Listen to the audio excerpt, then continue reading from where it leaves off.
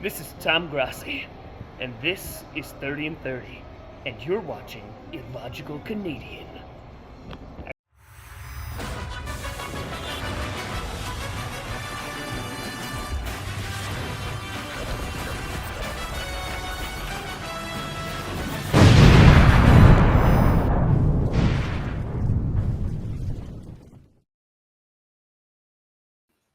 Bonjour, mes amis.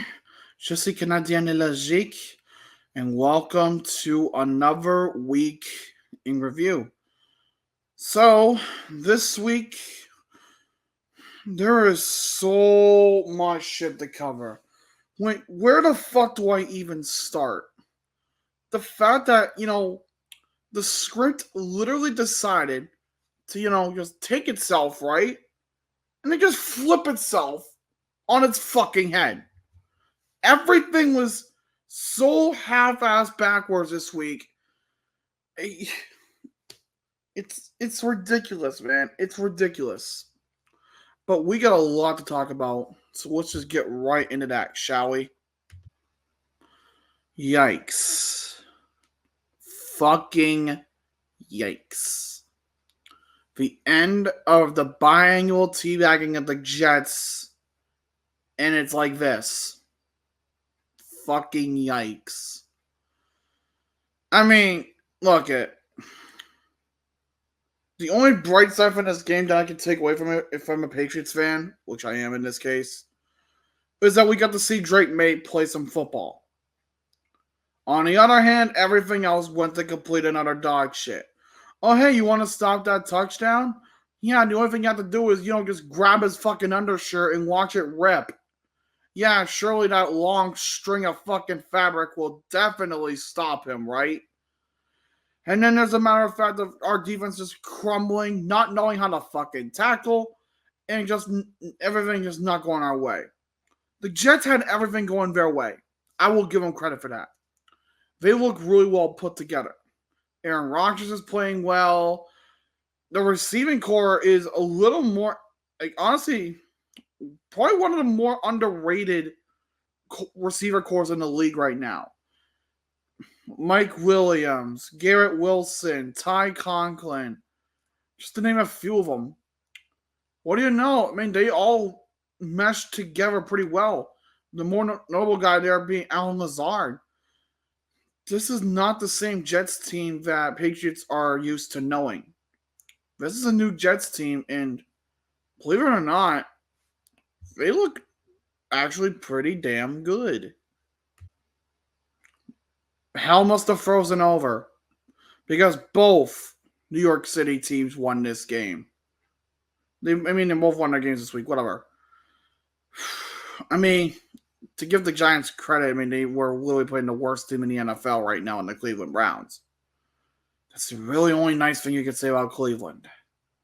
You thought you lost your Factory of Sadness championship last week to Jacksonville. Oh, no.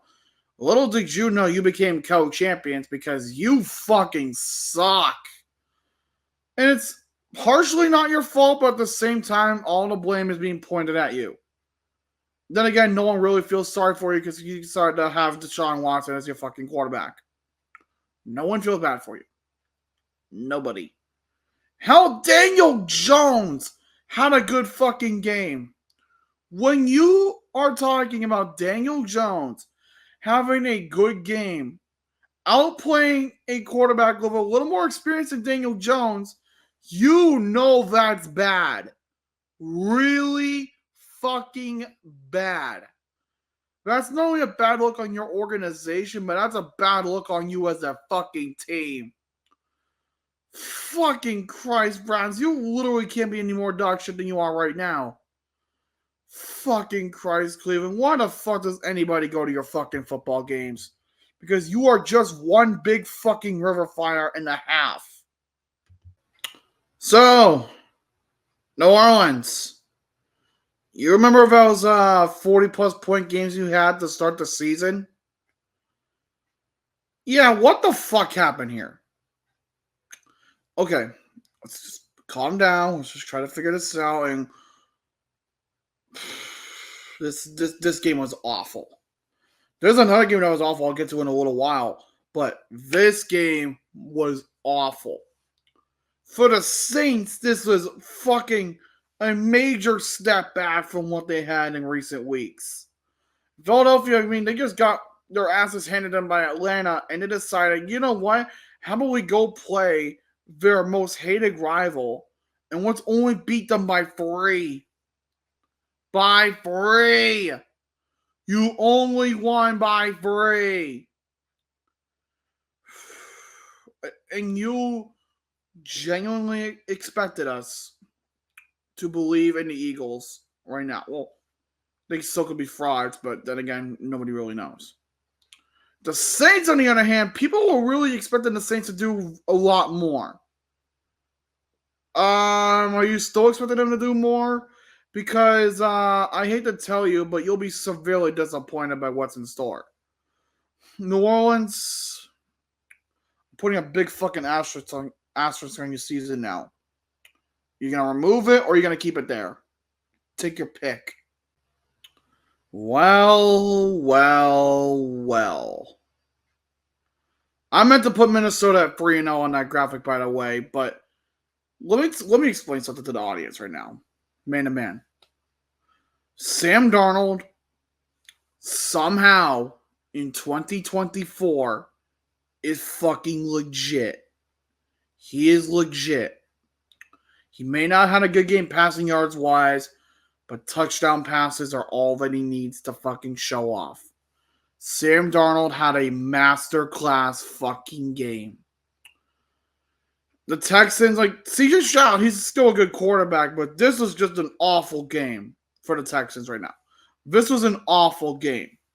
Yes, it's one loss. It doesn't ruin your season. But it's still a little concerning to know that the Texans, how do I word this? That the Texans are in a state where they're still good, but now for some reason there was a couple questions of potential fraudulency. I don't think there is, because I know the Texans are elite. I know they're still good. I know they have everything they need. But you gotta wonder, like, what the fuck went wrong in this game? The answer? Minnesota's fucking defense revived the form. And that's not on the Texans. It was just a shit week all around. Bo Nix, I would like to apologize. I was not familiar with your game. I mean, yes, you still don't have a throwing touchdown, but you always got your first 200-yard passing game. Well done. It may take you a couple games, but you're getting the rhythm of it slowly, bit by bit. So Denver, where do I start with you? I mean, you got your first win of the season, so that's always an upside. The bad news is you're still 1-2. And your receiving core is still coming into question because nobody knows who the fuck your main receiver is supposed to be. I'm sure they're still figuring out the kinks of it, but take it with what you will.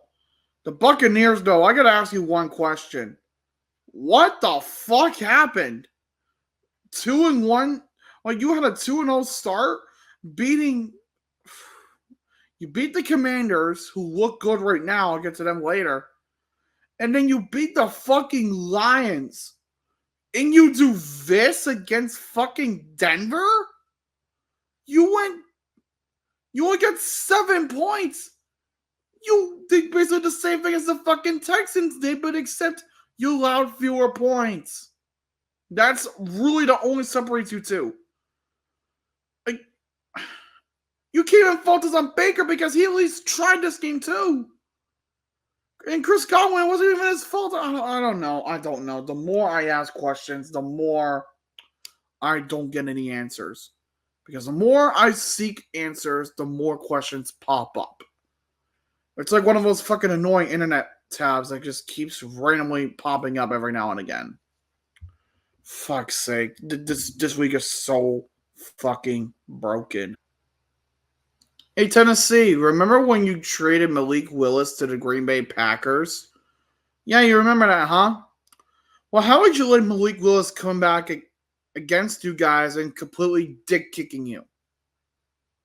Oh, you think I'm kidding? Oh, you think I'm joking? No, I'm dead serious. He beat you by 2 scores with 2-point conversions. I guess in points wise, not actually. But Green Bay, hot damn. I was not expecting this out of you. In fact, I'm a little impressed. I mean, you don't have your main guy in Jordan Love, granted, but you made do with what you had. And that's honestly important. Tennessee, though, like, look at, for as good as Will Levis is starting to develop into, like, this Tennessee defense is just utter dog shit. The O-line isn't helping him either. Like, this is bad for Tennessee right now. They are not looking good. Shitty O-line, shitty secondary, and you expect the Titans to actually go do something. Just spoiler alert, offensive line is good for your offense, and a good secondary is good for your defense. I'm just fucking telling you. Like, yes, you're going to give up points no matter what. Yes, you're going to lose some games, but an 0-3 start in a year you guys fucking were claiming to be, this new juggernaut powerhouse with some new receivers? Yeah. Turns out you need more than that to run a high-powered offense. Apparently you need more to run a fucking football team properly. But what do I know? So let me get this straight, Chicago. And I want you to stop me if I'm wrong in any aspect, okay? Okay, good. So Caleb Williams, arguably he's only played 3 NFL games now, but arguably Caleb Williams has played the best football of his NFL career to this point, and you still lose. Proving that no matter what quarterback you have, it's always going to wind up you falling into fucking mediocrity. Did I get that right? Yeah, I did. Good. Or if I didn't, I don't fucking care. Like, this is a great game for Caleb Williams. Yes, he may have thrown 2 interceptions, but it was still a great game for him. Hell, even Roma Dunze had his first NFL touchdown. Williams had his first 2 passing touchdowns. And you know what happened? The Bears still found a way to fucking blow it. Because of fucking course they did. Like, is anybody at all even fucking surprised anymore? It doesn't help that your old quarterback is doing damn well in Pittsburgh. I'll get to that shortly. Indy, you played like shit. Okay, let's get that out of the way. You played like shit. Your offense, at least. Your defense balled the fuck out. Richardson had a bad game. Taylor had a great game. Receivers were but the defense really helped pick up the fucking slack. And honestly, that was damn important, and it was damn well needed. So good shit on that defense. Pat McAfee would be proud.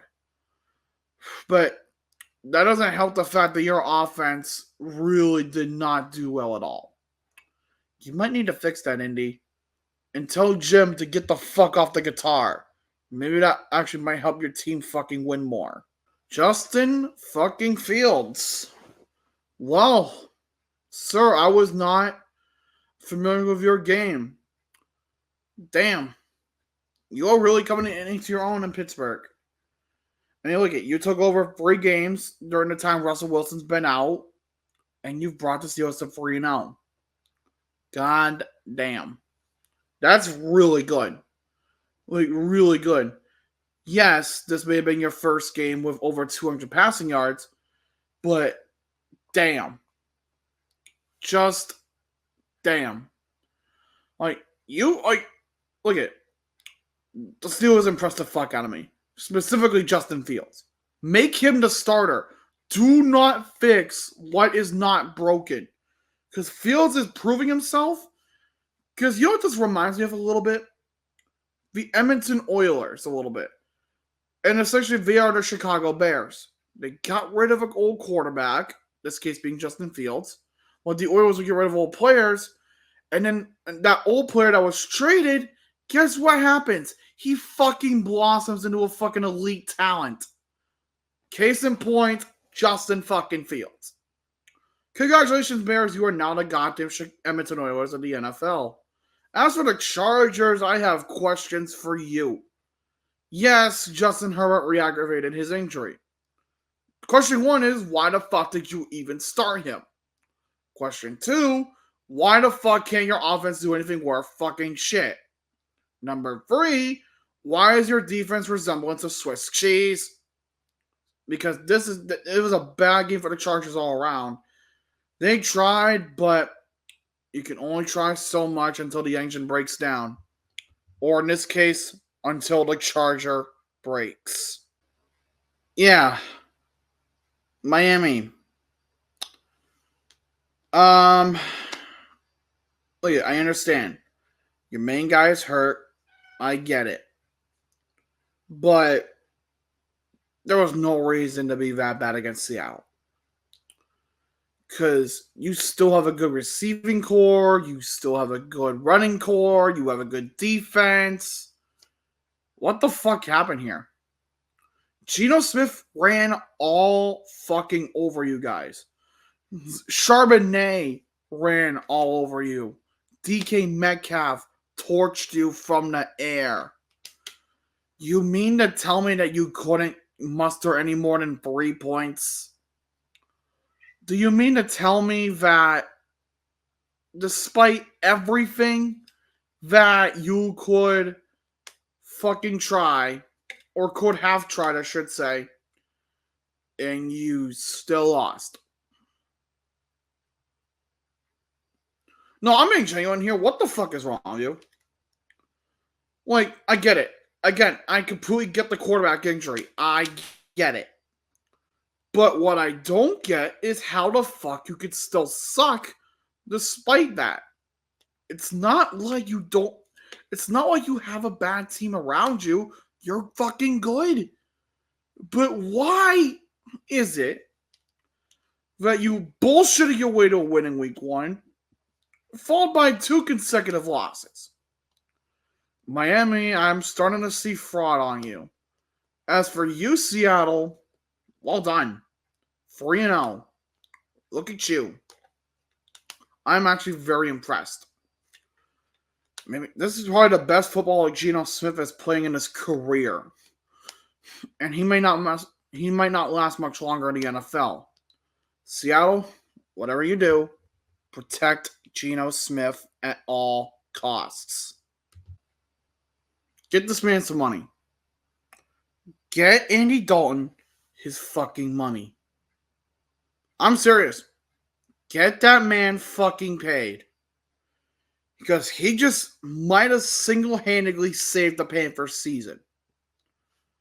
Fucking hell, like, look at, it's not that Bryce Young is bad, but it might be because Bryce Young is bad. Really bad. Worse than Jamarcus Russell bad. Because what is this? 319 passing yards from Andy fucking Dalton? 3 touchdown passes all in 1 week. That is way more than Bryce Young has contributed as a quarterback this season. This season! Where has this been? Carolina, where has this been? We wanted more of this. But it's only a quarterback change and you finally do it. Jesus fucking Christ. And I'm going to put you on pause, Carolina, for a minute because I need to talk to you, Las Vegas. What the fuck was that? Look it. I get it. Everyone loves Gardner Minshew. But you gotta realize one thing about Gardner Minshew. He is only good for limited stretches of the season. He is not meant to be a full starter all year round. Okay? Because let me tell you something right now, Vegas. Let me tell you something right now. You need a quarterback. Minshew is a good backup And if you have to start him, he's good for a few stretches. But you can't rely on him forever. You can't. I'm sorry, but you fucking can't. Carolina, congratulations, you won a fucking football game. You are officially in the win column. For once. I can't even say anything more. Panthers well fucking done. Look. Okay? Look. I love the Niners right now too, as much as anyone else from San Francisco. But come on. Come on. Look it. Yes, you were without McCaffrey, Samuel, and Kittle. I get it. But you have Mason, you have Ayuk, you have Jennings, you still have Purdy. My question to you is why the fuck you can't hold a fucking lead? Or, at the minimum, expand on it. Oh, wait, right, because you also fell to the injury bug on the defense. Again, not to your fault. Not to your fault. I am not faulting you for that. But, look. This shouldn't be that hard to understand. You are the San Francisco 49ers. You are talented. You are gifted. You are one of the best teams in the league. But when you have records like this, suddenly everything that you thought you had begins to vanish. For the Rams, who are also under that same injury bug, balled the fuck out. Matthew Stafford balled the fuck out. And when Matt Stafford balls out, that's bad. Well, in this case, balls out against the 49ers. With his top two receivers out for the next few weeks.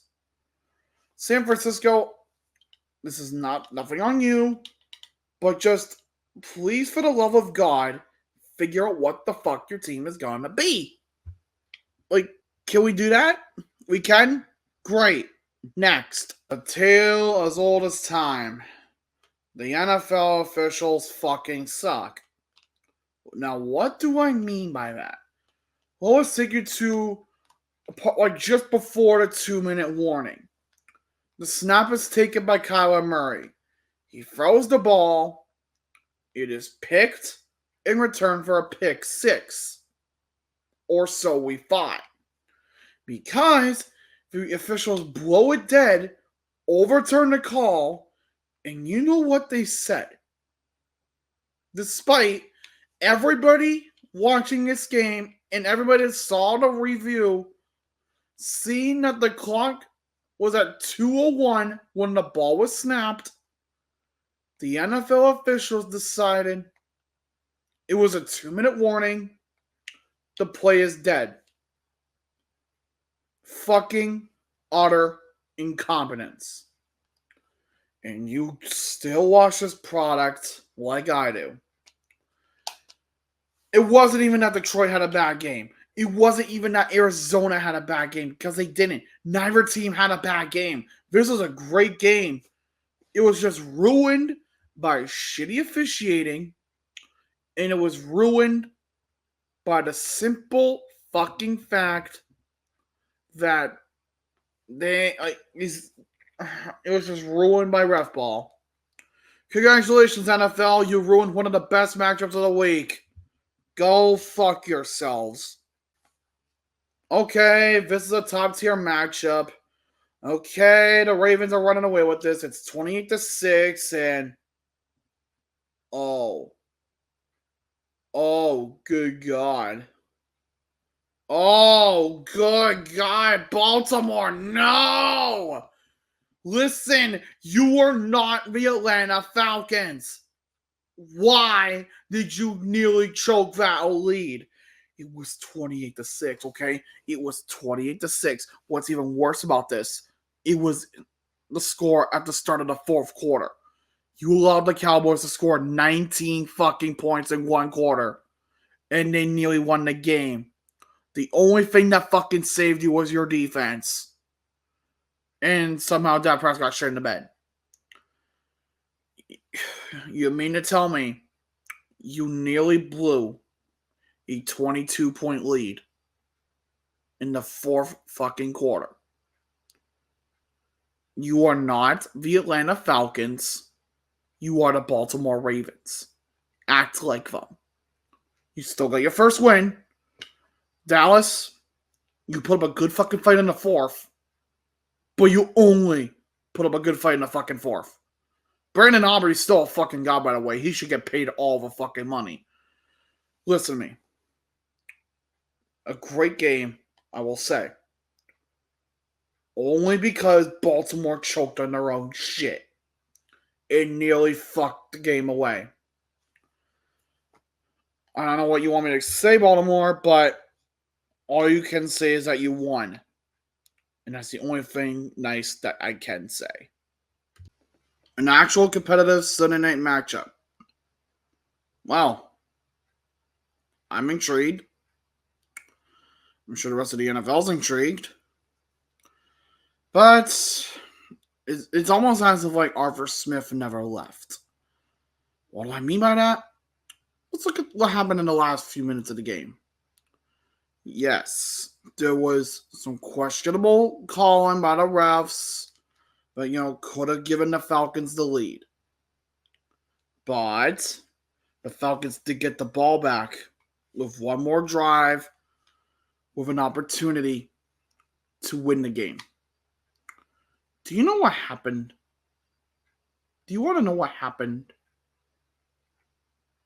They were driving at one point, but then the drive just collapsed.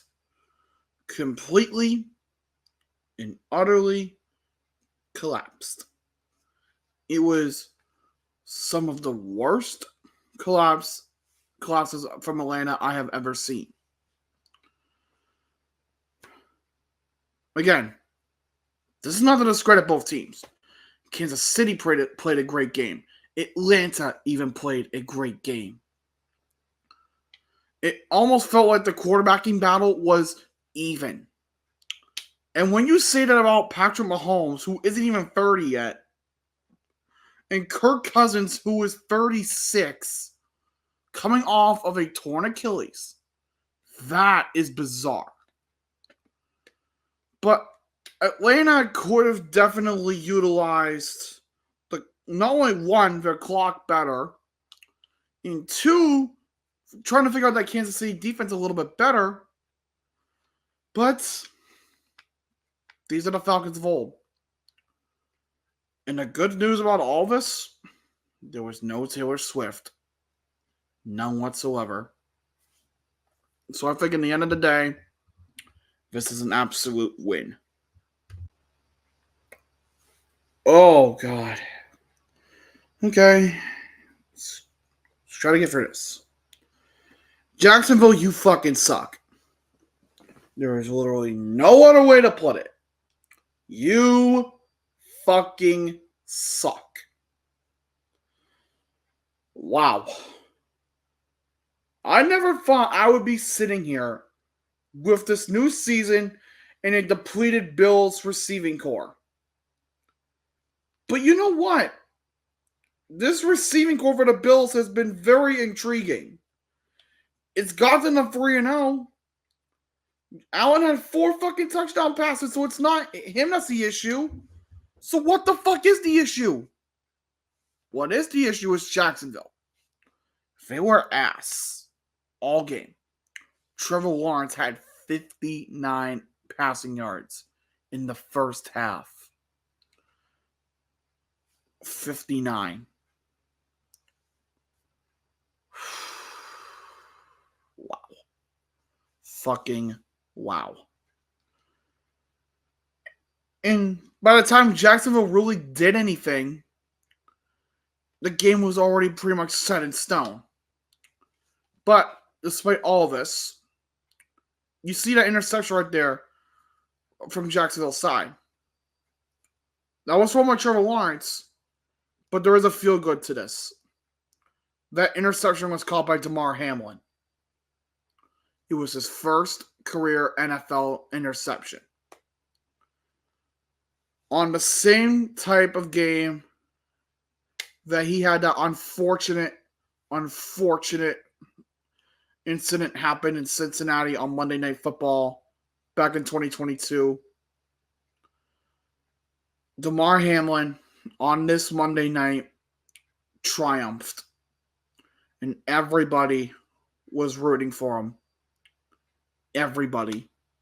Because he fucking deserves it. Damar, good shit, my guy. Good shit. Buffalo, maybe not murder anybody next time. Like, don't murder people. That's not good. Oh boy, okay. So we got two shitty Monday night games, okay? This was the closer of the two. This game was better than the other two. Burrow finally decided to wake the fuck up. Jamar Chase also decided to wake the fuck up. What happened though? Surprisingly, Washington is what happened. Jaden Daniels, I don't know, guys. I think Jaden Daniel might be fucking good. He might be the franchise that holds this team. He might be that fucking guy. He looks great. He can run. He can throw. He can evade sacks. He can do it all. And when you have a quarterback that can do it all like that, you're fucking set. You are fucking set. I feel weird about this. Because on one hand, you kind of lose the meme a little bit in Washington. On the other hand, you gotta feel hopeful for Washington. I feel like with Jaden Daniels under center, you know, I feel he could get this team to the playoffs even. But we're still early. Let's not get hopes way too high.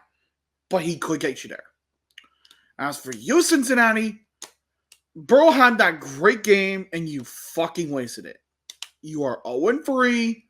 You have a lot of fucking shit to figure out. But if there is a light at the end of the tunnel for this, maybe Chase and Burrow can take the momentum they had, okay, and they can use it to build on. Maybe you can start to rattle some wins off. Let's see how you guys do for the rest of this season. But for now, you guys do not look so good. And that's the truth. So that was a fucking mouthful. This entire episode was.